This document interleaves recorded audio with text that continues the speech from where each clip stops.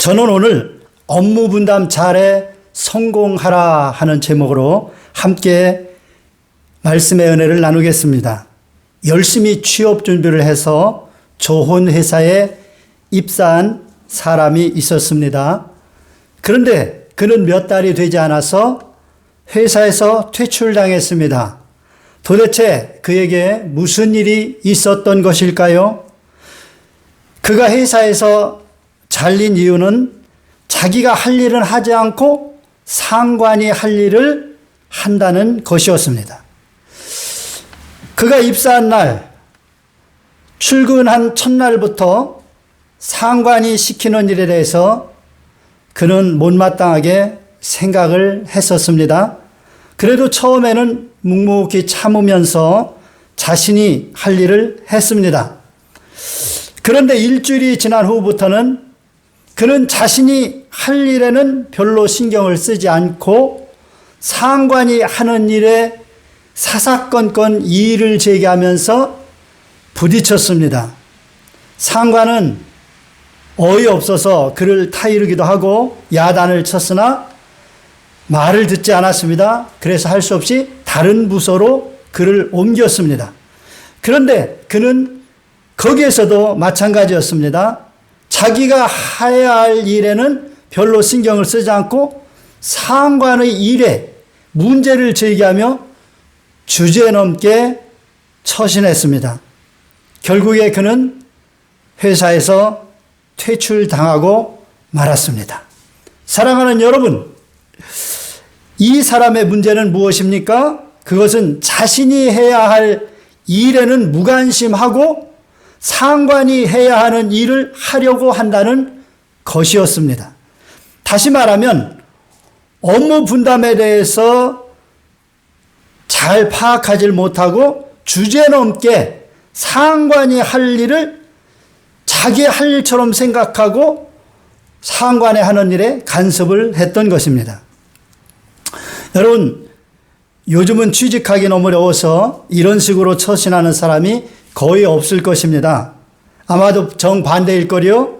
무슨 일을 시켜도 좋으니 입사만 시켜주십시오. 뼈가 부스러지게 최선을 다해서 일하겠습니다. 아마 이런 심정일 것입니다. 사랑하는 여러분, 회사에 입사하면 자신의 위치에 맞게 회사에서 시키는 일을 해야 한다는 것은 상식입니다. 자신이 할 일을 하지 않고 상관이 하는 일을 하려고 해서는 절대로 안 되는 것입니다. 때로는 시키는 일이 마음에 안 들어도 해야 합니다. 그래야 회사가 질서가 서고 발전해 나갈 수가 있는 것입니다. 사랑하는 여러분, 우리가 신앙생활을 한다는 것은 하나님 나라라는 거대한 회사에 입사해서 회사 생활을 하는 것과 같습니다. 그러므로 우리가 신앙생활을 시작한 날부터 하나님 나라의 방침에 순종하며 살아야 합니다. 하나님 나라의 방침이 마음에 들지 않는다고 자신이 하고 싶은 대로 하면 무익한 종이 되어 하나님 나라에서 퇴출당하고 어두운 데로 내쫓겨 슬피 울며 이를 갈게 되는 것입니다. 마태복음 25장 30절입니다. 이 무익한 종을 바깥 어두운 데로 내쫓으라. 거기서 슬피 울며 이를 갈리라. 하나님 나라에서 퇴출당한 것입니다. 그래서 바깥 어두운 데 내쫓겨서 거기는 지옥이죠. 슬피 울며 이를 가는 것입니다. 어떻게 들어간 하나님의 나라인데 거기서 내쫓겼는가? 너무나도 슬퍼서 이를 갈면서 슬피 운다고 말씀하고 있는 것입니다. 오늘 이 말씀을 들으시는 분 중에는 단 한 사람도 하나님 나라에서 무익한 종이 되어 바깥 어두운 곳, 즉 소망이 전혀 없는 곳, 영원한 멸망에 처서 지옥으로 내쫓기는 분이 없으시기를 주님의 이름으로 축원합니다. 그러기 위해서 우리가 꼭 명심해야 할 것은 하나님 나라의 업무 분담에 대해서 잘 파악해야 한다는 것입니다. 오늘날 이것을 몰라서 하나님 나라의 CEO는 하나님 아니십니까? 하나님의 일을 자신이 하고 자신이 할 일은 하지 않거나 오히려 하나님께 해달라고 때를 쓰는 이런 신앙생활하는 성도들이 얼마나 많은지 모릅니다. 그리고 하나님께서 하나님 나라의 지점인 교회들을 관리하시기 위해서 세우신 주의 종들의 일을 자신이 하고 자신이 할 일은 또 주의 종들에게 미루는 사람들이 많습니다. 예를 들면 하나님 말씀을 잘 읽고 그 말씀에 순종하면 복을 받는데 말씀을 읽지도 않고 말씀에 순종도 하지 않아요. 그래서 온갖 문제가 터지고 일이 벌어지면 전부 주의 종한테 기도해서 해결해 달라고 그럽니다. 여러분, 그게 기도만 해서 해결될 일입니까? 말씀에 순종 안 해서 하나님한테 혼나고 있는데 그걸 회개하지 않고 목사님한테 기도해 달라고 해서 그게 해결됩니까? 여러분, 그렇게 해서 해결된다면 목사는 완전히 하나님 위치에 있는 것이죠. 뭐 하면 다 된다면 이거는 말이 안 되는 것입니다. 여러분, 그리고 하나님 앞에 불순종해서 하나님한테 맞아서 몸이 병들었을 때 목사님한테 기도해 달라고 합니다. 그런데 고침을 받지 못해요. 왜 고침 못 받습니까? 하나님께서는 병든 그 이유를 깨닫고 회개하고 돌아오라고 그 병을 허락하신 것인데 그거는 해결하지 않고 목사님한테 다 이름을 합니다. 목사님 능력이 많잖아요. 목사님이 기도 많이 하시잖아요. 기도해 주세요. 이 병이 꼭 낫게 기도해 주세요. 그렇게 한다고 해결되는 것이면 병든 사람 하나도 없게요. 여러분, 자신의 할 일을 하나님께 맡겨서도 안 되고 주의 종들한테 밀어서도 안 되는 것입니다. 회개하고 말씀을 읽고 말씀에 순종하고 복음 전하고 이거 우리 할 일입니다. 이것은 우리가 해야 되는 거예요. 깨닫는 여러분 되시기를 주의 이름으로 축원합니다. 이렇게 자신의 할 일과 하나님의 할 일, 주의 종들의 할 일, 이것이 막 뒤죽박죽 되면서 그 결과로 하나님 나라의 질서가 무너졌습니다. 그래서 교회가 무너지고 하나님 나라가 무너지고 있는 것입니다. 여러분, 오늘날 교회가 약해지고 무기력해지고 무너지고 있는 것은 첫째로 하나님과 그리스도인 간의 업무 분담이 뒤죽박죽이 되었기 때문이고, 그리고 또한 하나님의 사자인 주의 종들과 그리스도인 간의 또 업무 분담이 뒤죽박죽 되었기 때문인 것입니다. 그러므로 교회를 다시 반듯하게 세우고 하나님 나라를 확정해 가려면 이 뒤죽박죽된 하나님과 그리스도인들 간의 업무 분담을 재정비하고 또 주의 종들과 그리스도인들 간의 업무 분담도 재정비해야 하는 것입니다. 자, 그러면 우리 그리스도인들이 자신이 해야 할 업무를 하지 않고 하나님께 사실 업무를 자신이 하는 이런 예가 많이 있지만 중요한 건 몇 가지를 말씀드리면서 재정비하는 시간을 갖도록 하겠습니다. 첫째로 하나님의 나라와 하나님의 뜻을 구하지 않고 세상 일만 하며 사는 것입니다. 마태복음 6장 33절에 이렇게 말씀합니다. 그런즉 너희는 먼저 그의 나라와 그의 의를 구하라. 그리하면 이 모든 것을 너에게 더하시리라. 아멘. 이 말씀을 보면 우리의 업무는 먼저 하나님의 나라와 하나님의 뜻을 구하는 것이고, 하나님의 업무는 이 모든 것, 즉 우리가 살아가는 데 필요한 의식주에 필요한 모든 것을 더해 주시는 것임을 분명하게 알 수가 있습니다. 그러므로 우리가 하나님 나라에 입사했으면 반드시 먼저 그의 나라와 그의 의를 구하는 삶을 살아야 합니다. 삶에 필요한 일을 하지 말라는 말씀이 아닙니다. 먼저 그의 나라와 그 일을 구하라는 것입니다. 우리가 어떻게 하나님 나라를 세우고 어떻게 하나님의 뜻을 이루며 살 것인가를 먼저 생각하고 추구하면서 우리의 삶에 필요한 일들을 하라는 거예요. 그럴 때 하나님께서는 우리가 일을 할 때에 그 일들이 형통하도록 더해 주신다고 말씀하신 것입니다. 여러분, 이것은 미국을 통해서 보면 쉽게 알 수가 있습니다. 청교도들이 미국에 들어가기 전에 거기는 인디안들이 살고 있는 아주 미개한 나라였습니다. 그런데 청교도들이 미국에 들어가서 그들은 철저히 말씀 중심으로 살았습니다. 그래서 먼저 그의 나라와 그 일을 구하며 그렇게 살아갔습니다.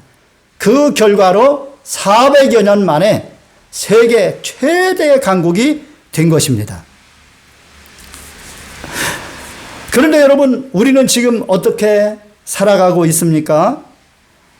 많은 성도들이 먼저 하나님의 나라와 하나님의 의를 구하지 않고 하나님께서 더해 주시겠다고 하신 것, 즉 하나님의 하실 일, 이거에만 집착하여 살고 있습니다. 이것은 입사한 사원이 먼저 해야 할 일, 즉 회사에 자기에게 맡겨진 회사 일을 하지 않고 맨날 머리띠를 띠고 월급만 올려달라고 하는 것과 마찬가지입니다. 이렇게 하면 회사가 어떻게 되겠습니까? 점점 어려워지겠지요. 그리고 이것이 장기화되면 회사는 문을 닫을 수밖에 없는 것입니다.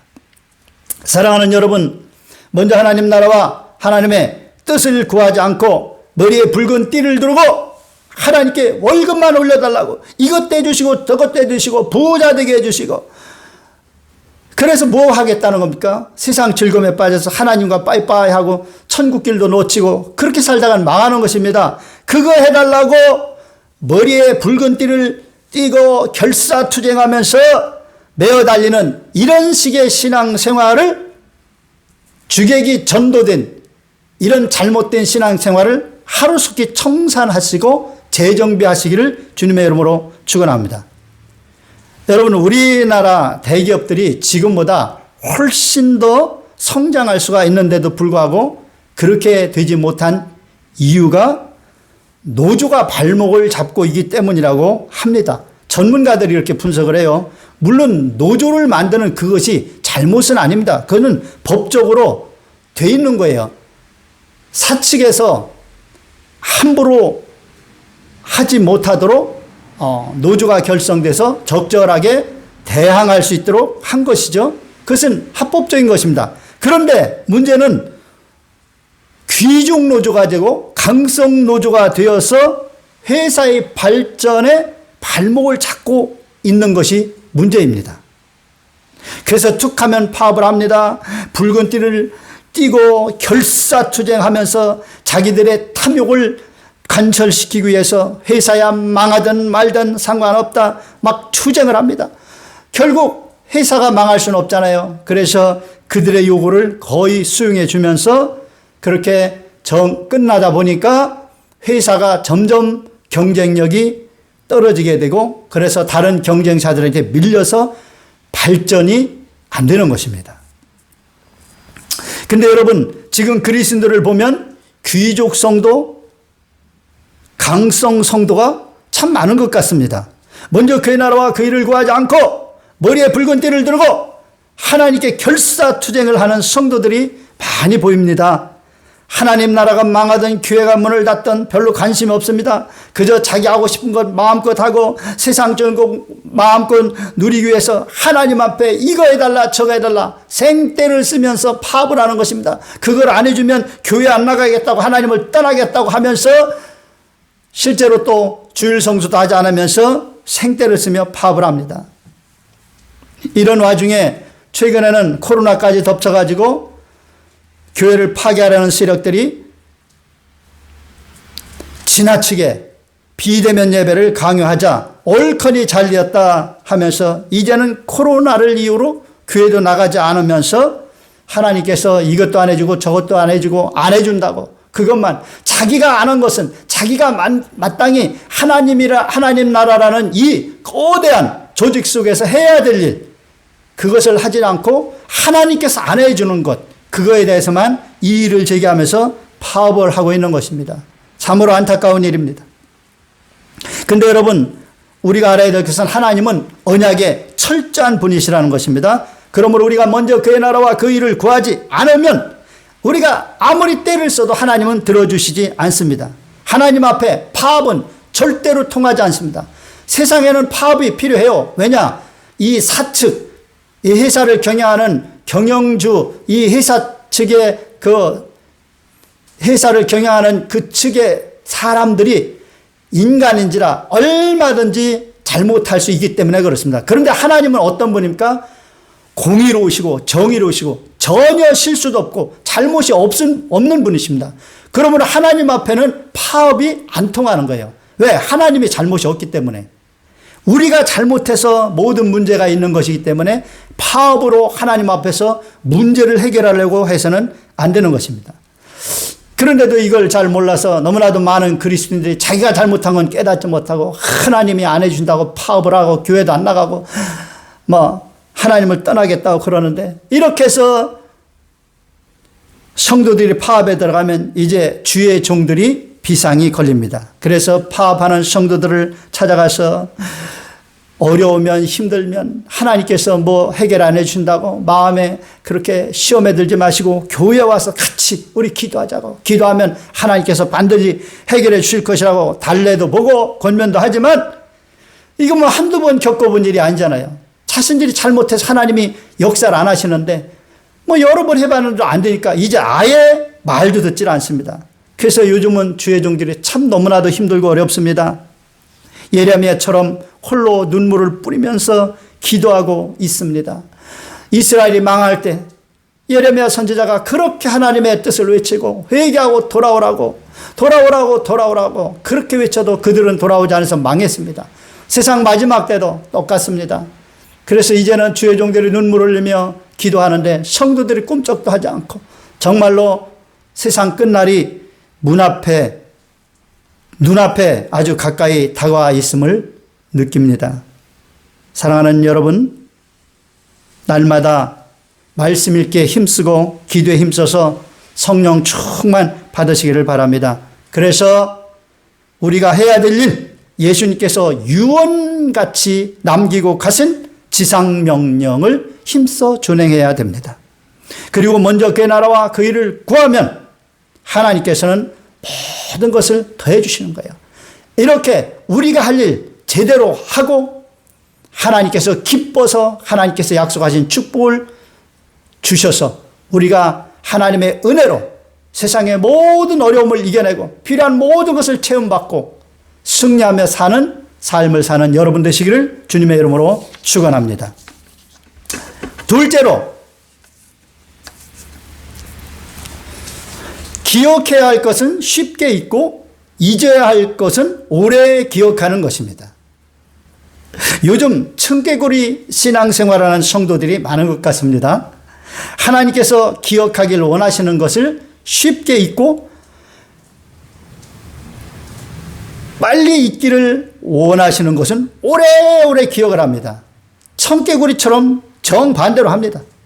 은혜는 물에 새기고 원하는 돌에 새긴다는 말이 있습니다. 사람들이 은혜 받은 것은 쉽게 잊고 원하는 오래오래 기억한다는 말이지요. 그래서 우리 마음을 아마 열어서 펼치면 거기에는 아마도 은혜 받은 것은 하나도 없고 원한과 미움들만 빼곡히 차 있을 것입니다. 여러분, 우리는 독생자를 주신 하나님의 사랑, 또 우리를 구원하시기 위해서 우리의 죄를 청산하시려고 십자가를 지신 예수님의 은혜, 그리고 예수 믿고 구원받아 하나님의 자녀가 되도록 거듭나게 하시고 인쳐주시고 또 천국 가는 날까지 우리를 인도해 주시는 성령님의 은혜를 거의 잊고 삽니다. 세상 것에 마음을 빼앗겨서 이렇게 귀한 은혜를 잊고 살아요.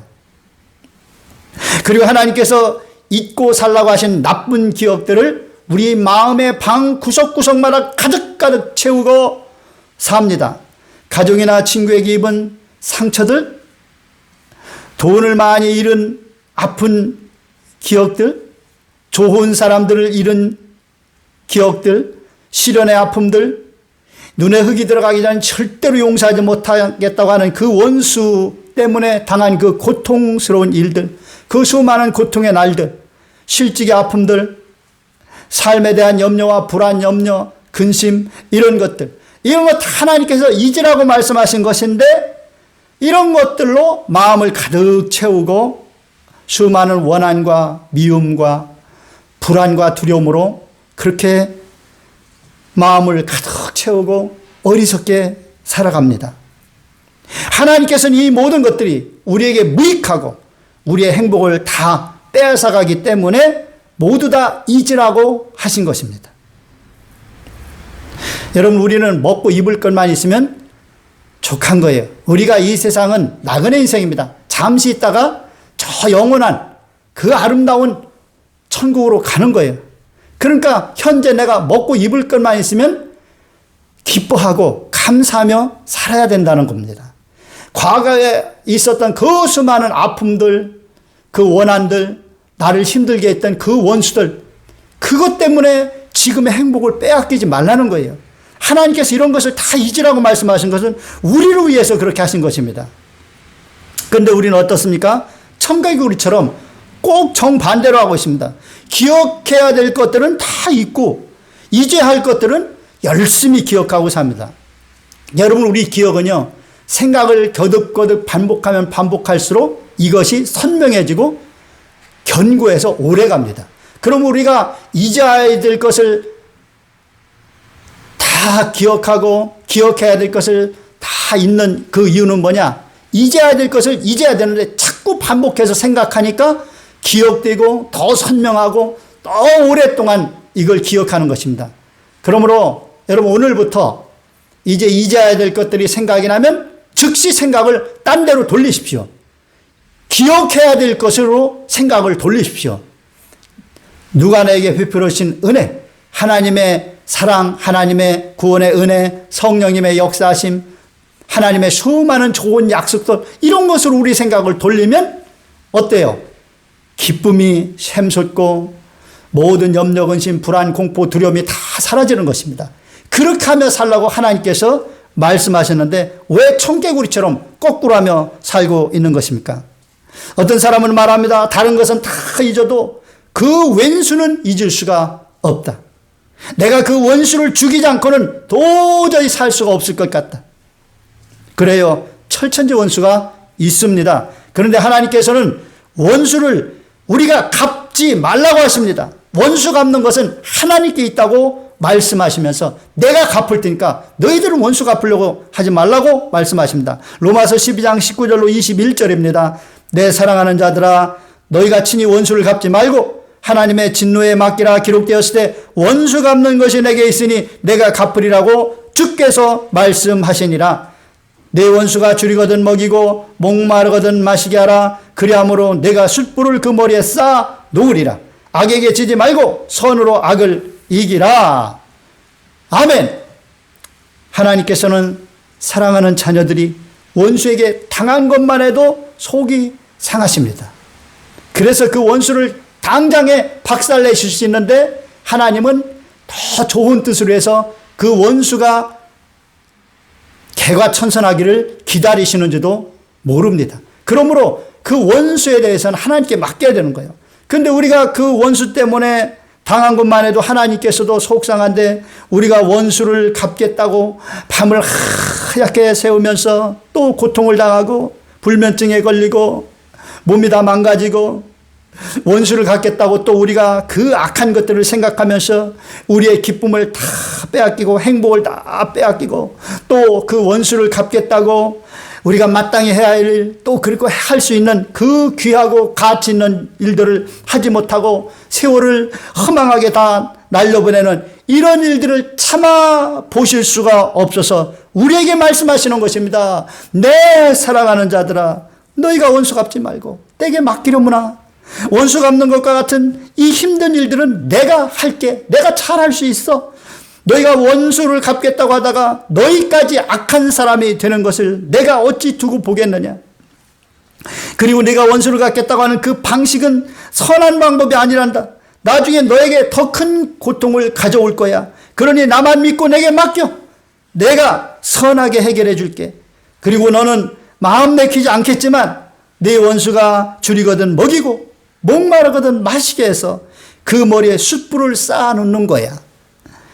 그것이 악에게 지지 않고 선으로 악을 이기는 가장 좋은 방법이란다.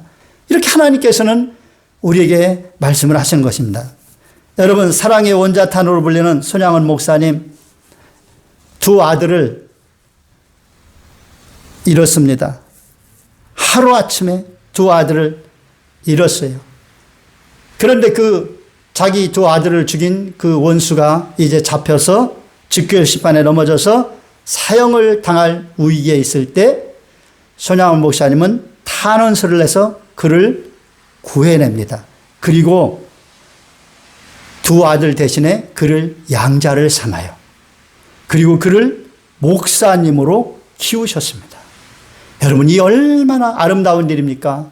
기분으로는, 감정으로는 도대체 할 수가 없는 일이지만 하나님 말씀에 순종해서 원수를 사랑하고 원수를 위해서 먹이고 입히면서 이렇게 훌륭한 주의 종으로 세운 것입니다. 만약에 손양원 목사님이 즉결 심판에 그냥 넘어져서 죽도록 내버렸다면 그 사람은 지금 아마 저 지옥 한가운데 떨어져서 영원히 고통당하고 있을 거예요. 그리고 손양원 목사님 마음도 많이 아팠을 것입니다. 그런데 이렇게 한 영혼을 구원해서 주의 종을 만들었을 때, 그리고 두 아들은 먼저 죽었지만 순교자가 돼서 천국에 가 있는 것 아닙니까? 윈윈입니다. 다 승리한 것입니다. 할렐루야. 사랑하는 여러분, 원수 갚는 것은 하나님의 일이라는 사실, 하나님의 업무예요.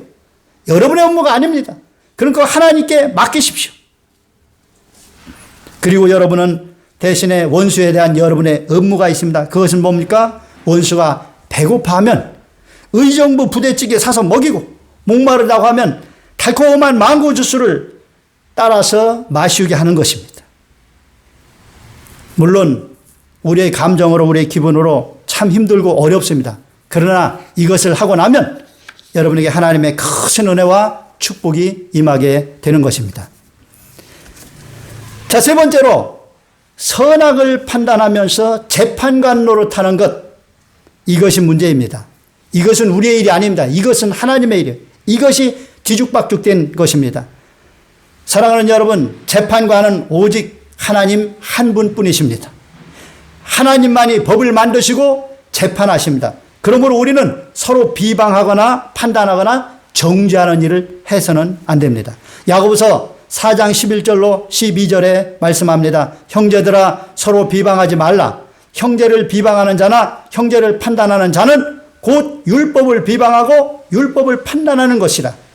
내가 만일 율법을 판단하면 율법의 준행자가 아니요 재판관이로다. 입법자와 재판관은 오직 한 분이시니 능히 구원하기도 하시며 멸하기도 하시느니라. 너는 누구에게 이웃을 판단하느냐? 여러분, 하나님께서 사람에게 유일하게 금하신 것은 선악을 알게 하는 나무의 열매였습니다. 선악을 알게 하는 나무의 열매를 먹지 말라. 왜 그렇게 하셨을까요? 그것은 선악을 판단하지 말라는 말씀입니다. 사람은 선악을 판단할 수 있는 지혜와 지식과 능력이 없어요. 그러므로 사람이 선악을 판단하게 되면 문제가 생깁니다. 선을 악이라고 하고 악을 선이라고 하면 이 문제가 생기잖아요. 그래서 하나님께서는 선악을 판단하지 말라고 하신 거예요. 여러분, 우리가 이 세상사를 보면 정말로 복잡하잖아요. 어떤 한 사건에 대해서도 사람들마다 의견이 다릅니다. 아, 그거는 마땅히 그럴 수밖에 없었다. 아니야, 그러면 안 되는 거야. 그건 선한 것이다. 아니야, 그건 악한 것이다. 왜 그럴까요?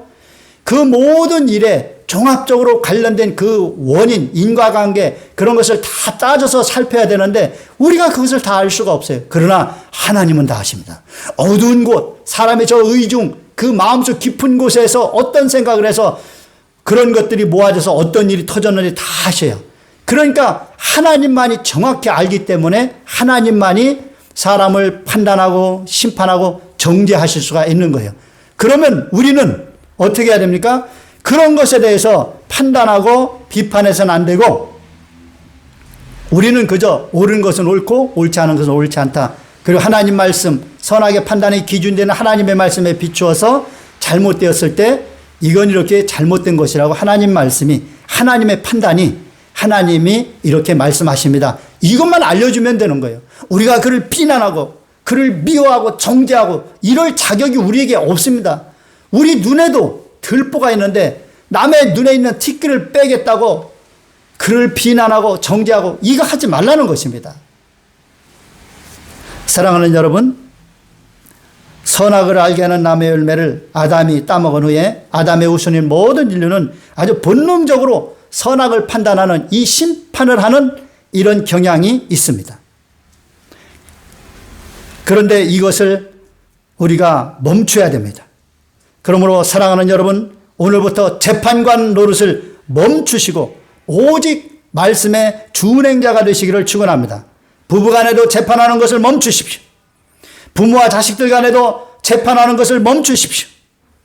교회에서도 직장에서도 어느 모임에 가서 누구와 같이 어울리든지 재판관하는 노릇을 멈추시길 바랍니다. 왜냐하면 우리는 그 모든 건건에 대해서 그 모든 상황을 다 알 수가 없는 거예요. 우리는 서로 사랑하고 용서하고 긍휼히 여기며 살아야 됩니다. 그것이 하나님 나라에 입세한 우리에게 주어진 업무인 것입니다. 율법을 지키고 안 지키고 한 것에 대해서 재판하는 것은 하나님의 업무인 거예요.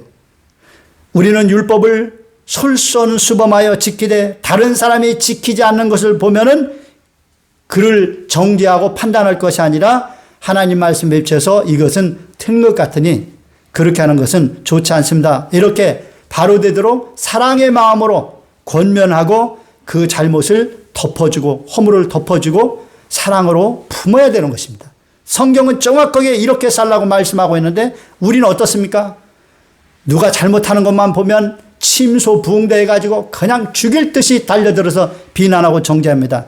가정에서 여러분 친구들과의 관계에서 회사에서 교회에서 어느 곳에든 이런 일을 당장 멈추시기를 주님의 이름으로 축원합니다.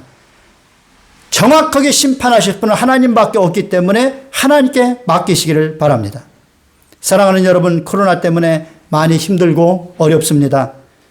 코로나로 인한 경제 한파로 너무너무나도 어렵습니다.